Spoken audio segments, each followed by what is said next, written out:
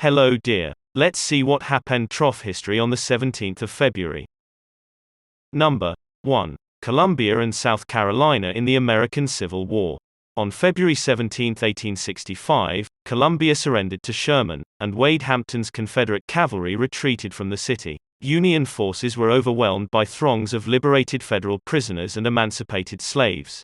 Many soldiers took advantage of ample supplies of liquor in the city and began to drink. Fires began in the city, and high winds spread the flames across a wide area.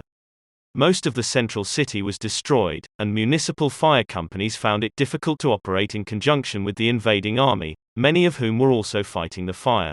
The burning of Columbia has engendered controversy ever since, with some claiming the fires were accidental, a deliberate act of vengeance, or perhaps set by retreating Confederate soldiers who lit cotton bales while leaving town. On that same day, the Confederates evacuated Charleston.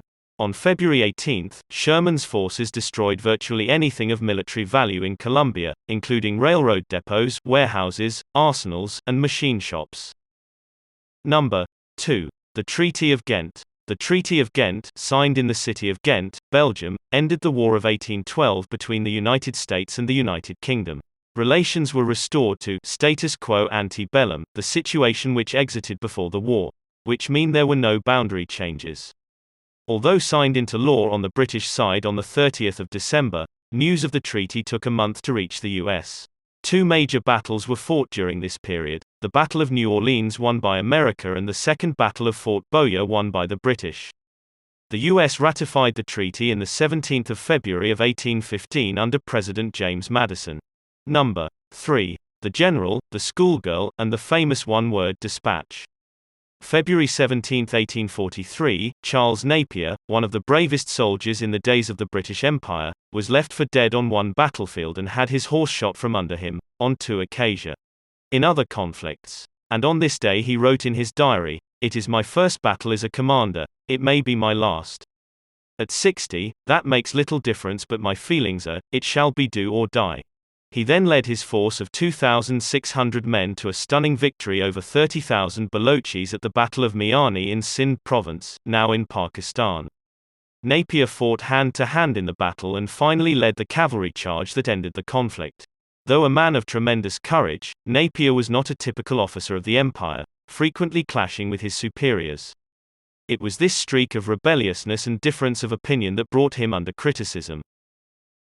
Deadly avalanche that went down in Utah history in 1926. In mid-February, a large snowstorm dumped several inches of snow in the canyon, and on February 17, 1926, disaster struck. A huge avalanche crashed down the canyon, burying everything in its wake. The avalanche destroyed 14 homes and a 3-story boarding house. This avalanche still holds the record as the most devastating avalanche in Utah history. The disaster made national news. 39 people died that day, including a young boy who had been playing in his yard when the avalanche swept him away. Many others were injured, and 15 were hospitalized. Due to the cold, people were huddled inside by their stoves that day. As the wall of snow and debris ripped through the homes, the stoves caught the rubble on fire, and many of the dead were burned beyond recognition. The homes that took the brunt of the avalanche were reduced to splinters, and 25 families and 200 miners who were staying in boarding houses were left homeless. Number 5. Altmark Incident. The Altmark Incident, Norwegian, German, was a naval incident of World War II between British destroyers and the German tanker Altmark, which happened on the 16th to the 17th of February 1940. It took place in what were, at that time, neutral Norwegian waters. On board the Altmark were some 303 Allied prisoners, officially internees, whose ships had been sunk by the pocket battleship Graf Spee in the southern Atlantic Ocean.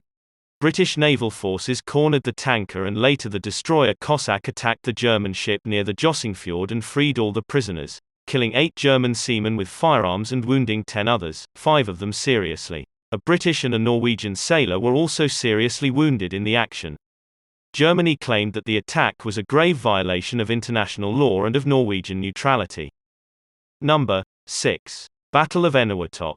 Battle of Eniwetok begins with U.S. forces landing on Canna and Camellia Islets. Battle of Eniwetok, U.S. forces take Eniwetok Atoll at the cost of 37 Americans killed or missing and 94 wounded.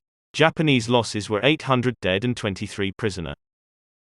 Battle of Eniwetok ends as U.S. forces complete the capture of Parry Island from the Japanese 1st Amphibious Brigade.